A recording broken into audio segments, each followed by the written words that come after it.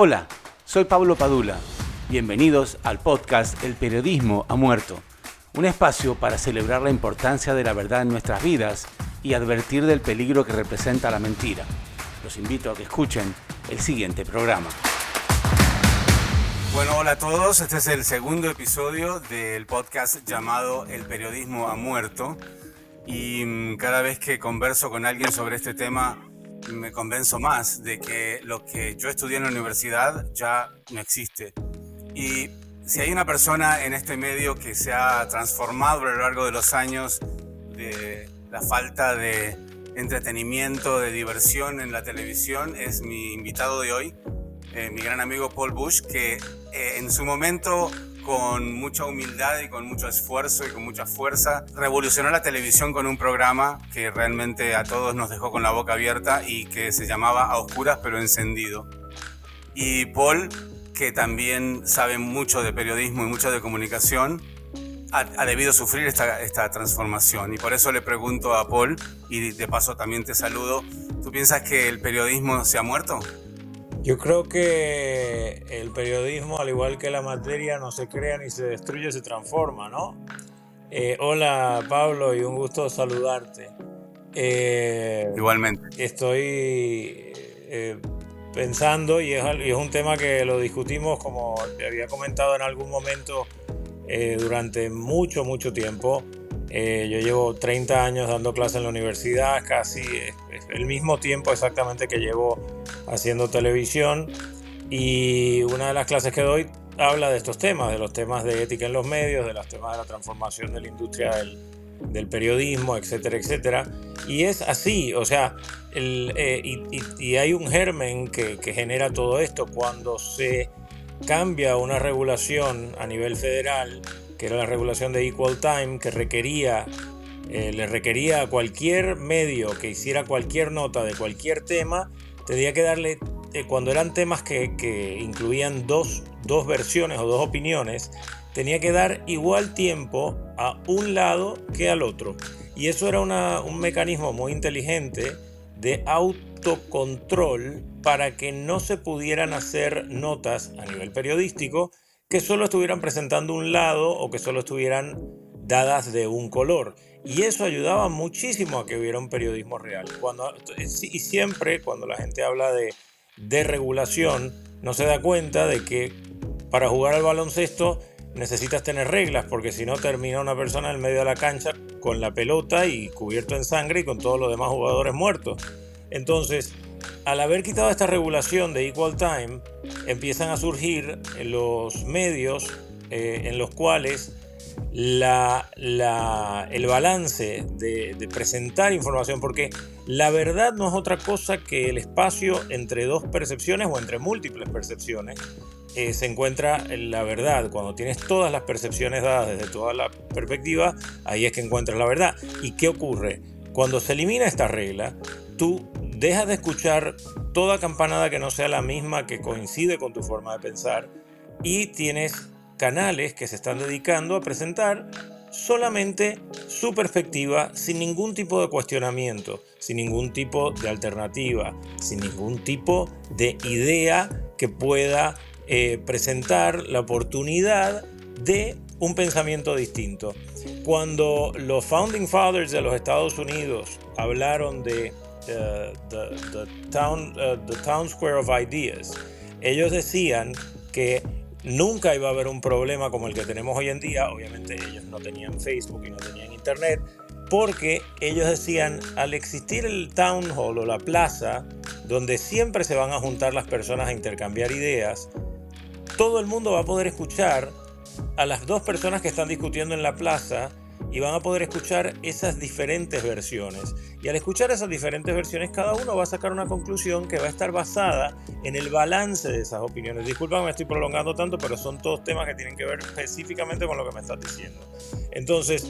No, te entiendo, y creo que una de las personas que más sabe del tema eres tú. Lo que creo es que ahora nos estamos olvidando de que los fundadores de este país nunca se imaginaron que existían las redes sociales, que iban a existir y que no iba a haber solamente una versión de las cosas, sino 34 millones de cada cosa. No, pero es que siempre ¿cómo se hace uno para equilibrar tanta información? Siempre han habido múltiples opiniones. El problema es que esas opiniones se podían debatir. Lo que pasa hoy en día con la tecnología de la forma que está dada es que por lo general las personas que te dicen algo que te molesta o que te hace ruido, ¿tú qué haces cuando estás en Facebook? Los bloqueas. Bueno, yo no hago eso precisamente porque me parece interesantísimo escuchar especialmente a aquellos que piensan distinto a mí. Pero cuando de la forma que está dada la tecnología, tú terminas en una caja de resonancia donde todas las personas que están a tu alrededor piensan igual, y si alguien se atreve a salirse de ese cajón, pues lo elimina. O sea, se sale a nivel editorial o a nivel de opinión, una opinión distinta, lo bloqueas, lo eliminas o lo mandas a callar, o todos le saltan encima y lo hacen como callarse, ¿no? A la fuerza. Entonces ya no existe un town. Claro, digamos que le hacen una censura como el default, ¿no? Una como cancelación, la única opción. Sí, una especie de cancelación. Entonces ya no existe el Town Hall of Ideas del que ellos nos hablan. No, perdón, no era Town Hall of Ideas, era Marketplace of Ideas. Así lo llamaban los Founding Fathers. Mercado de ideas. Un mercado de ideas. Ese era el término exacto que usaban ellos. Y hoy en día ya no existe. Entonces, a nivel periodístico, cuando se quita esa regulación de tiempo igual, se empiezan a dar estos canales que la gente dice, sí, existen, pero existen canales de derecha y existen canales de izquierda. Bueno, pero es que no son éticamente iguales, aunque ambos dicen cosas editorial, uno para lo que supuestamente es la izquierda y otro para lo que supuestamente es la derecha. Nos hemos dado cuenta, especialmente con lo que tú muy bien mencionabas, creo que en el intro o en alguna conversación anterior que hemos tenido, con el caso de Fox, que se ha visto recientemente, que es un caso único por el nivel de evidencia que tiene. Nunca ha habido un caso tan evidente, de que sí hay medios que a sabiendas de que están dando una información falsa, inclusive los mismos anfitriones diciendo tras bastidores que estaban dando una información falsa, salían al aire y decían esa información falsa. Pero ¿qué pasa? Que a lo largo de todo este juicio, Fox no ha publicado absolutamente nada acerca del juicio. Apenas hizo un pequeño comunicado, un tweet al final, diciendo que ellos estaban comprometidos con la excelencia del periodismo y que sí se había dicho una cosa falsa, pero que estaban comprometidos. Y hay gente que dice, sí, pero en la izquierda dijeron un montón de cosas de las vacunas que después se supo que eran diferentes a nivel científico. Y lo que uno tiene que hacer como académico, de alguna manera, es no puede hacer una ecualización entre el ejemplo de las vacunas con el ejemplo de lo de Fox News, porque cuando los canales estaban publicando el tema de las vacunas, por ejemplo, el tema de que decían, no, esto seguro, con seguridad, surgió de un mercado de comida o surgió de un laboratorio. Bueno, hoy en día todavía eso es debatible, se han escuchado ambas campanadas, pero en el momento que solo se sostenía la teoría de que había salido de un mercado por unos animales, eso estaba sustentado en lo que era el status quo de la ciencia, si se puede llamar así, o de los hechos del momento. Entonces no se puede ecualizar. Claro, pero hay una diferencia abismal entre discutir cuál es el origen del COVID y hacer decirle mentiras a la gente abiertamente y descaradamente, al punto de que existió un ataque en contra de la democracia en los Estados Unidos. Sí, pero no estamos hablando de lo mismo. A nivel ético, si fuera una falta, pero a nivel ético, si fuera una falta, la verdad es lo mismo. O sea, no nos vamos a poner a jugar cuál es más malo o cuál es menos malo. Yo estoy de acuerdo contigo. Dar vuelta a una democracia es muy malo, y de dónde vino el COVID es una conversación para tomarnos un café. Son dos cosas diferentes, pero Claro. Pero si lo vas a ver, lo que quiero decir es que la gran diferencia entre uno y otro a nivel ético, real, periodístico, es que unos te estaban diciendo algo que no era completamente cierto, creyendo que te estaban dando la mejor información posible, y los otros te estaban diciendo una mentira que sabían concreta y específicamente que era una mentira. Esa es la diferencia a nivel de ética periodística. Olvídate de si uno es más importante. Ok, pero entonces mi siguiente pregunta viene por este lado. ¿La gente escucha la televisión o ve el noticiero para escuchar lo que quiere escuchar o simplemente para informarse? Bueno, hoy en día ya es así. Y también hay una cosa, un noticiero no tendría que ser editorial.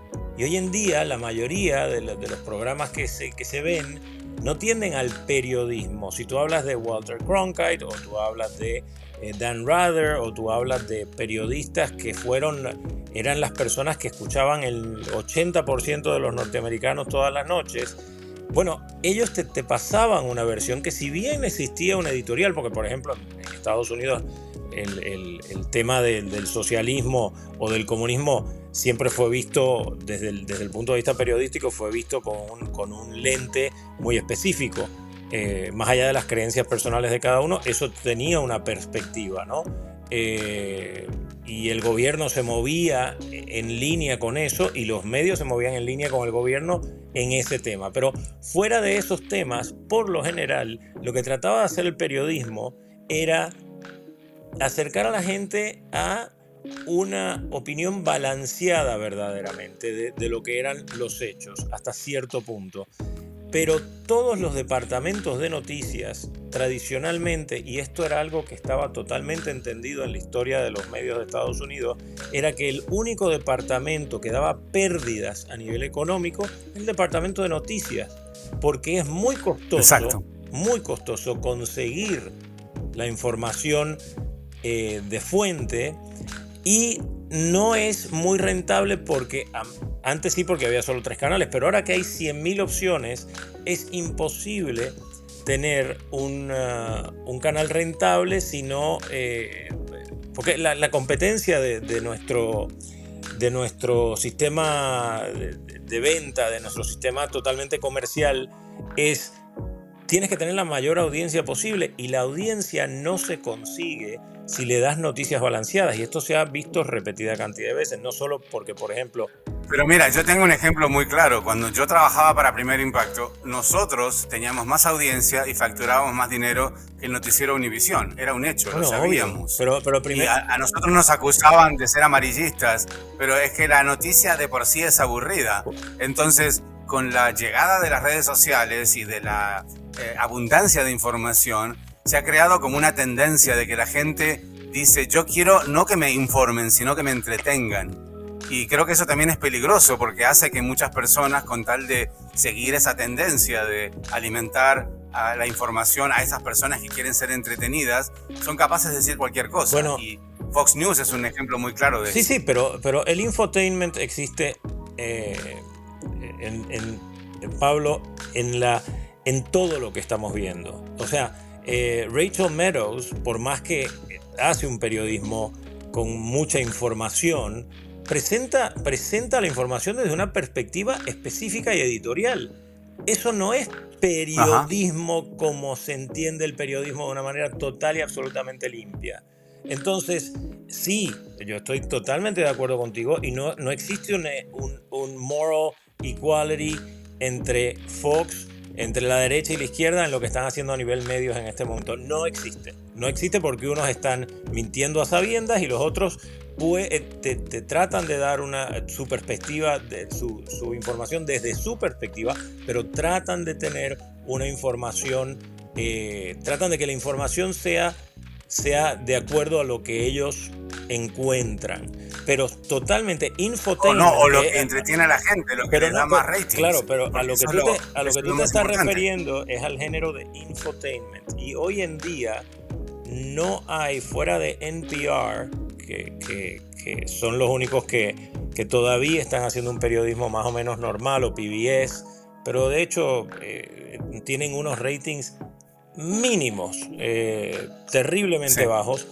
tienes otros ejemplos. Cuando CNN trató de hacer el experimento de volver a la información, como lo había hecho Ted Turner en sus orígenes, de dar noticias relevantes, de dar noticias que verdaderamente son importantes, los ratings desaparecieron a un punto que tuvieron que traer a uno de los ex Disney, de los ex productores de la ABC de entretenimiento para que diera vuelta el canal. Porque la gente quiere, hoy en día todo el mundo está compitiendo por la audiencia mayor, y eso, de ahí viene el entretenimiento. De ahí el pánico que surge en la cúpula de Fox a nivel administrativo, cuando empiezan a salir todas estas noticias de que la elección era evidente que no se había robado, y ellos deciden por una cuestión económica. Hay una cita muy interesante en este juicio de Rupert Murdoch, donde él dice, no, esto no es del azul o del rojo, refiriéndose a los demócratas o a los republicanos, esto es del verde. O sea, las decisiones de mentir, claro, se tomaron por dinero, no se tomaron por... bueno, obviamente ellos apoyan la percepción republicana de las cosas.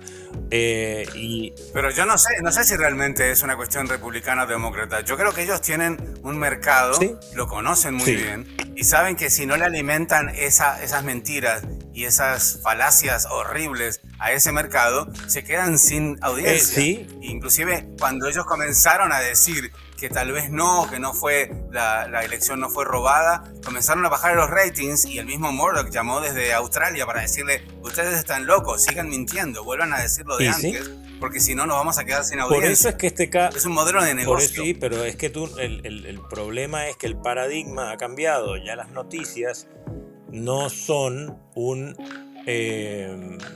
vehículo de información, sino son un vehículo de entretenimiento.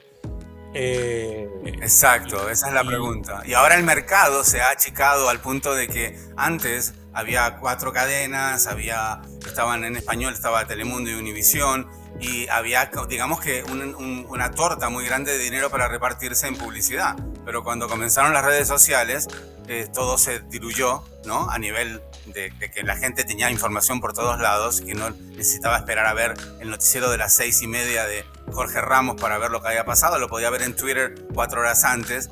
Entonces ellos debieron reinventarse. Pero entonces, ¿debemos reinventar el periodismo? ¿Debemos cambiarle de nombre y llamarlo de otra manera y empezar a hacer otra cosa?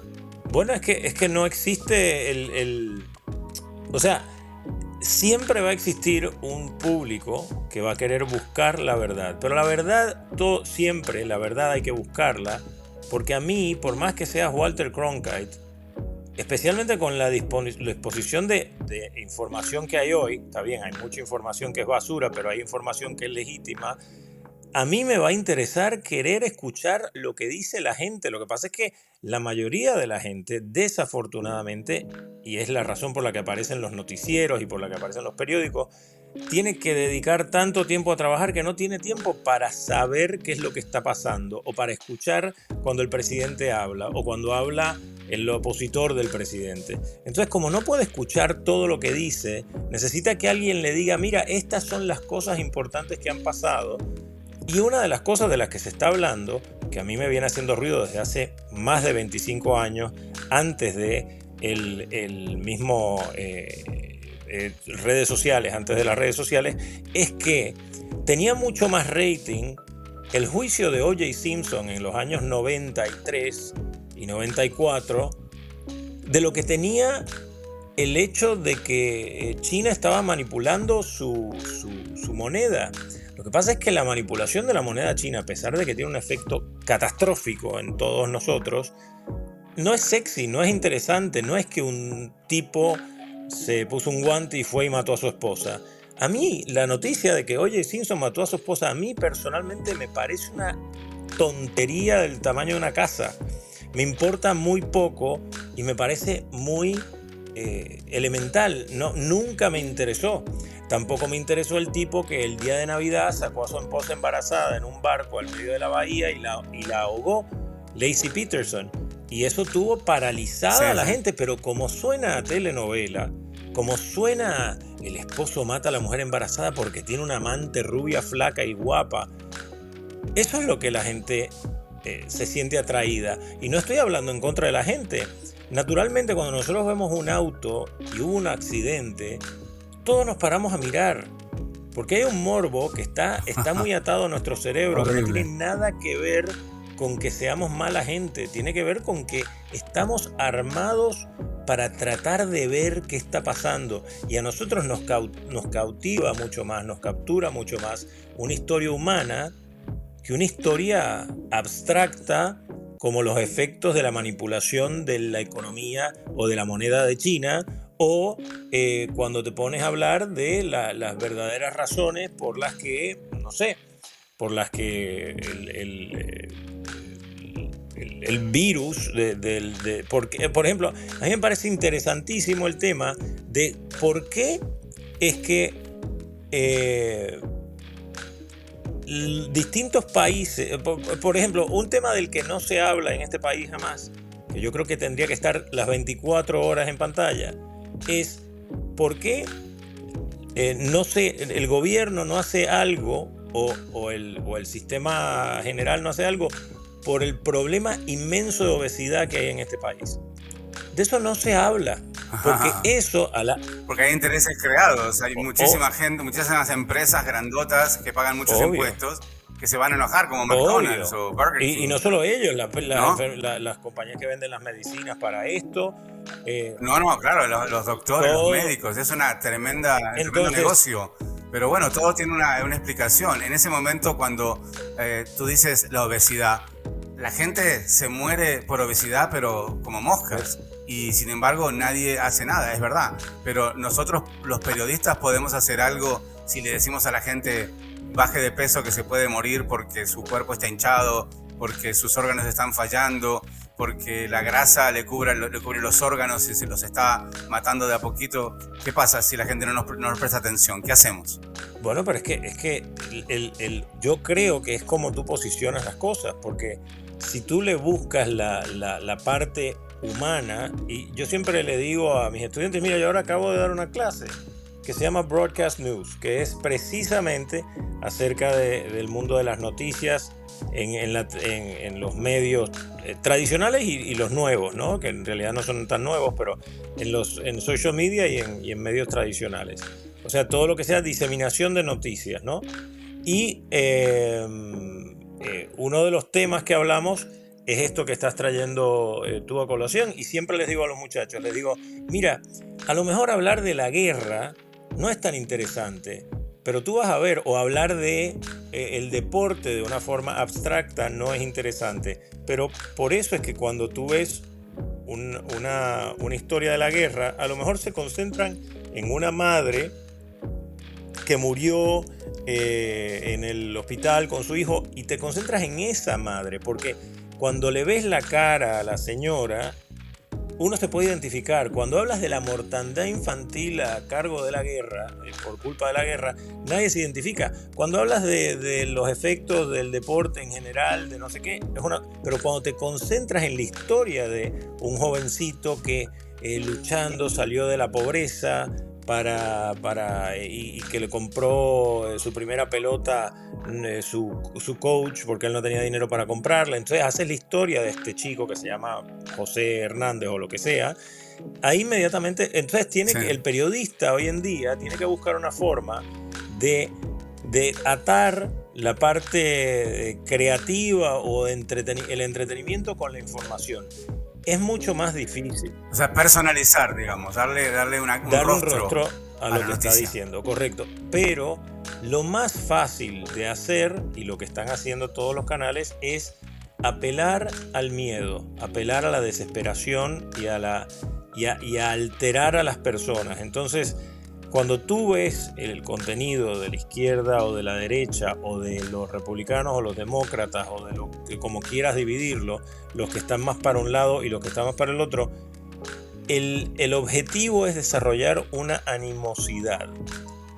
Y en el fondo yo tengo cierto escepticismo por eso, porque creo que la gran mayoría de las personas tenemos los mismos problemas, no importa que apoyemos a un lado o al otro.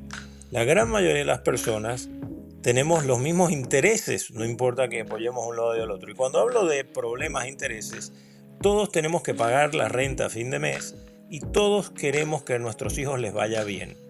Entonces, el día que empecemos a hablar de cosas, por la razón que veo con escepticismo esto de meterle miedo de un lado y miedo del otro, es porque si nos diéramos cuenta de que tenemos mucho más en común que nuestras diferencias, inmediatamente se formaría un grupo tan grande que sería incontrolable para los intereses de un lado y del otro. Y yo creo que en gran parte esto de la polarización de las noticias y del periodismo sirve a un propósito que es, tal vez yo estoy viéndolo de una forma conspiratoria, pero sirve un propósito muy importante, que es mantener a las personas separadas. Porque siempre digo, un negro pobre y un blanco pobre tienen muchísimo más en común que un blanco pobre y un blanco rico. Muchísimo más en común. Y me refiero a la vida del negro y el blanco pobres. Comparte muchísimas más cosas que las de el rico y el pobre de la misma, digamos, de la misma tribu, si lo quieres llamar, o de la misma raza, si lo quieres llamar así. Entonces, me parece que debe haber algo más en lo de separar, y no necesariamente se lo pongo a los medios. Yo creo que surgen diferencias a nivel político, y de ahí pues los medios responden con esta situación que estamos viendo del tener que buscar la audiencia más grande, y se forman estos bandos. Pero no sé, Pablo, la pregunta sin duda es fascinante.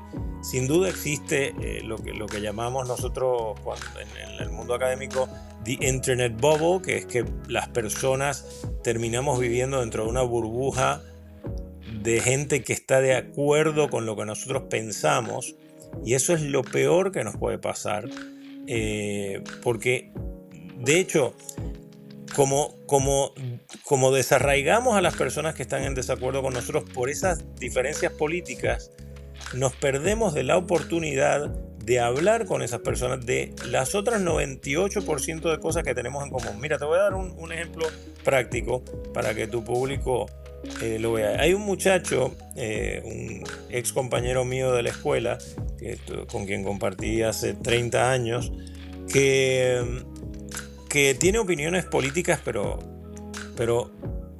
yo soy una persona que me considero de centro, sumamente conservador en todo lo que es fiscal y sumamente liberal en todo lo que es social.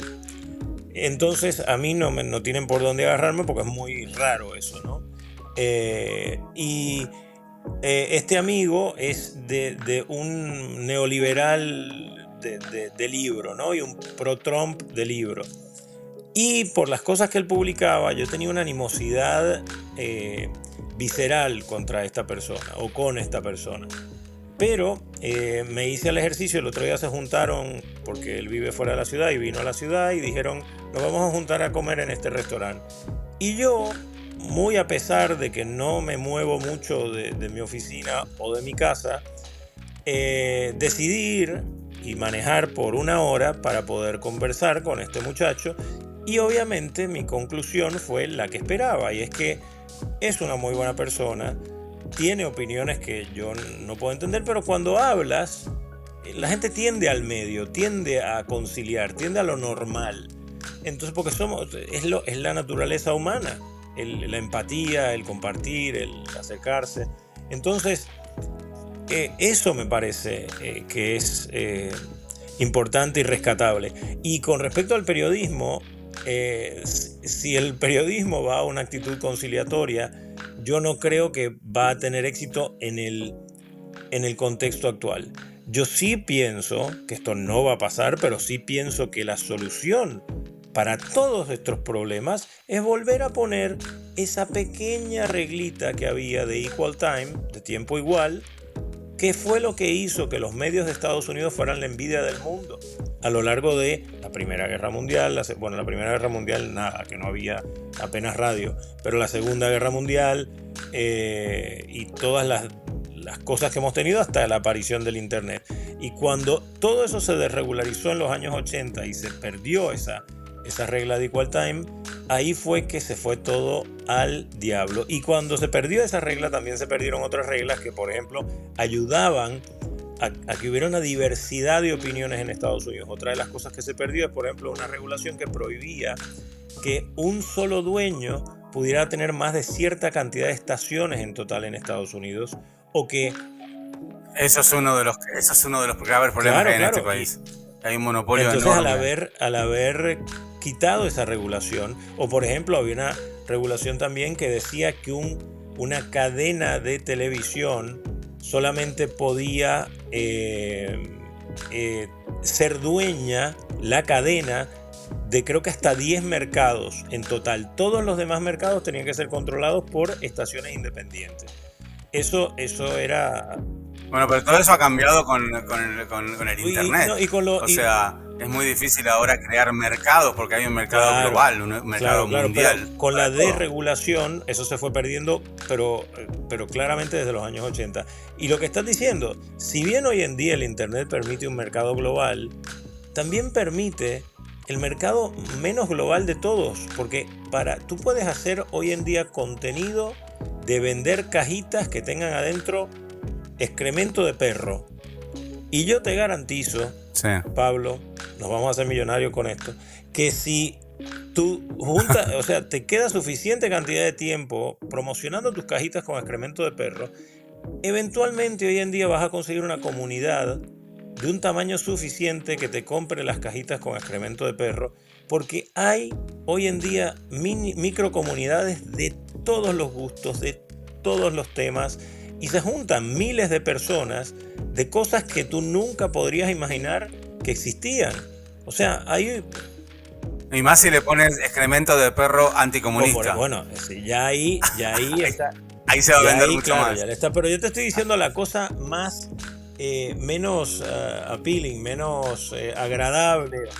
No, yo sé, lo pusiste como algo indeseable, algo que nadie lo va a comprar, pero sí, la gente lo compra. Siempre vas a encontrar un grupo. Mira, y aprovechando que estoy aquí, que yo estoy seguro de que a nosotros nos estará escuchando mucha gente, cuando te digo que cuando comencé por ejemplo, siempre a lo largo de los años, tú decías que habíamos hecho un contenido que cambió la televisión o que lo que sea, las opiniones que tú vertiste en ese momento. Yo cuando empecé a publicar, que a partir del año 2020, a mediados del 2020 empezamos a publicar el contenido, sinceramente pensaba que el contenido que nosotros íbamos a mostrar iba a resonar con una audiencia geriátrica de Miami, probablemente de origen caribeño. Bueno, hoy en día, sin haber hecho ninguna promoción, absolutamente ninguna promoción, en el tiempo, como te dije, desde mediados del 2020 hasta ahora, estamos alrededor de las 3 millones de visualizaciones, y esas 3 millones de personas son 40% de ellas entre 18 y 34 años hoy. Y el 80% de esas personas están en países que no son Estados Unidos. Estados Unidos solo representa el 12% y Miami representa el 5% de ese 12%. Así que todo el mundo que está viendo eso. O sea que a la gente le gusta el buen contenido, a la gente eso le gusta, lo demuestra. Más allá de donde vive o si tiene memoria. Va totalmente atado a la cajita con excremento de perro. A la gente le gusta cualquier cosa. Eso es lo que quiero decir. Tú puedes poner allá afuera lo que se te ocurra y va a encontrar una audiencia. Eso es lo que te da esperanza, porque tú ves que en esto que estamos haciendo, este podcast mismo, cuando lo pongas, cuando lo publiques, eventualmente va a encontrar su audiencia. Y es una botella en el mar, tú lo pones ahí, eso queda ahí. Y de momento tú, cuando menos te lo esperas, y lo veo constantemente con videos. Yo publiqué un video de un grupo nicaragüense que yo no daba el más mínimo no tenía la más mínima esperanza de que eso lo fuera a ver alguien. Hoy en día ese video solito tiene 350,000 vistas y no para de verse y verse y verse y verse, porque tocó una fibra y enloqueció a la gente. Entonces, para todo hay... Eso es lo que pasa, que uno cuando encuentra el nicho, donde tiene que atacar, puede sacarle mucho provecho, pero el secreto del éxito dentro del Internet es encontrar esa audiencia y multiplicarla con contenido, sea bueno o sea malo. Hemos visto videos horribles que han tenido 300 millones de vistas. Y por eso te digo también que lo importante es tener muchas cajitas con excremento de perro y ponerlas constantemente, porque si eres constante, es un juego exponencial. O sea, aunque pongas lo que pongas, el crecimiento es exponencial, es sorprendente. Nosotros, como te dije, en 2 años y pico hemos conseguido 3 millones de vistas. Bueno, dentro de cuando cumplamos 4 años, se está prediciendo, según el algoritmo que analiza estas cosas, que vamos a estar teniendo 4 millones de vistas por mes. O sea, es una locura, Pablo. Entonces, número 1, yo te digo... Bueno, tienes que darte crédito por el contenido que tú hiciste en ese momento, o lo que estás publicando tiene mucho valor, también tiene momentos históricos, porque, bueno, estoy hablando de algunas entrevistas que tú has hecho, que la gente cuando las vea va a decir, wow, artistas que en su momento fueron al show, hicieron unas entrevistas así al estilo tuyo que fueron muy entretenidas y que tal vez en Miami se vieron, pero en el resto del mundo no. Entonces, sí, ahí tienes el justificativo de por qué hay tantas personas mirando tus programas en el resto del mundo. Yo te agradezco las palabras. Creo que lo mío es meramente un producto de... hay suerte y hay una obsesión compulsiva muy importante. O sea, yo nunca, y la tengo hasta hoy, y me siento muy feliz de tenerla, no paro de trabajar con el mismo entusiasmo de siempre. Si bien fue difícil lanzar el programa y hacerlo, este proyecto ha sido la cantidad de horas que le he puesto yo y el equipo que tenemos aquí de jóvenes que han trabajado conmigo constantemente, son ex estudiantes míos que se unen al grupo de Astracanada, etc. Y menciono también que el canal se llama, si lo buscan, Paul Bush TV en YouTube, lo pueden acceder al contenido. No se asusten, o sea, si no son amantes de las cajitas con excremento de perro, pues nada, yo creo que le pueden desarrollar un gusto, pero bueno, ahí juzguen ellos, claro, ¿no? Que ellos saquen sus propias conclusiones. Yo no me hago responsable. Pero sí, Ok, bueno, te voy a hacer una última pregunta porque Perfecto. Se nos está acabando el tiempo. ¿El periodismo está a oscuras o encendido? El periodismo hoy en día está incendiado. Ninguno de los dos. Pero estaba a oscuras, o sea, empezó en la nada, después se encendió y creo que se ha pasado de revoluciones y creo que debe estar, o sea, si vamos a jugar por los resultados hoy en día, está incendiado. O sea, se nos pasó del encendido, digamos, de alguna manera. Bueno, y hay que echarle agua, hay que echarle más verdad, hay que seguir insistiendo, tratar de mantener el periodismo a flote, que no se muera, o simplemente transformarnos en lo que el mercado nos ha hecho transformar, que son básicamente personas que hacen entretenimiento. Creo que yo no nací para héroe, entonces nunca te voy a decir, no, porque debes salir y luchar, porque no sé qué. No. Yo creo que si uno tienes que mirar a tu alrededor, ver lo que está pasando y utilizar lo que está pasando para poder llevar tu mensaje de la mejor manera posible. Mira, yo no sé, y sé que se está terminando el tiempo, pero yo el otro día me fui a correr y me reía solo acordándome de cuántos productores que hoy en día están desafortunadamente o retirados o sin trabajar, cuántas veces me han dicho, Paul, hay que reinventarse, hay que cambiar. Bueno, lamento decirle a estas personas que la necedad y la terquedad que me han caracterizado desde que tenía 16 años sigue existiendo y que tengo ahora pruebas, tengo 3 millones de pruebas de que estaban equivocados. porque no solamente hay cosas que no hay que cambiar, sino que exactamente lo mismo que habían visto jóvenes de 15 años se quedaban a escondidas de sus padres viendo a las 11:30 de la noche. Hoy en día me escriben jóvenes de 15 años de Colombia, de Perú, de Argentina, de Venezuela y de aquí de Estados Unidos, de Nueva York, de Chicago, de California, que siguen mirando este contenido. Entonces, no solamente no hay que plantearse las formas.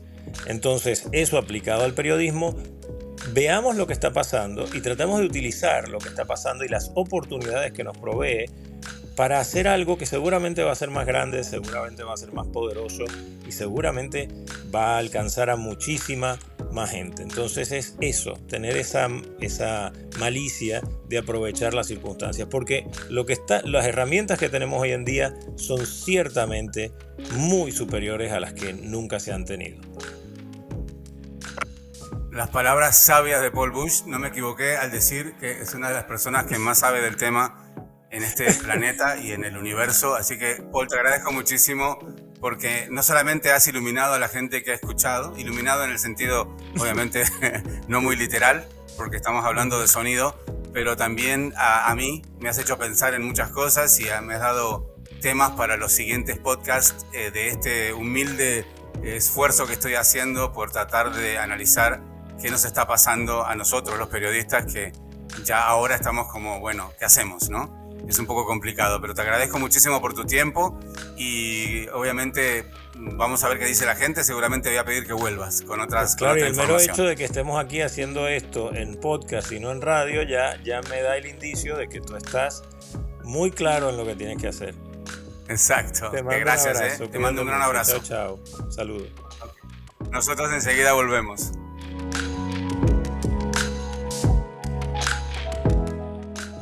Bueno, ya lo escucharon a Paul Bush, que durante mucho tiempo nos entretuvo a la noche, y mientras estaba hablando con él me puse a pensar que hubiera sido muy diferente absolutamente todo lo que él hizo si en ese momento la gente hubiera podido grabar los programas, porque acuérdense que su programa era bien tarde, era a las 11:30 de la noche, y ahora yo veo programas que salen a las 11:30 de la noche, los veo al día siguiente porque los grabo, porque los veo en el internet.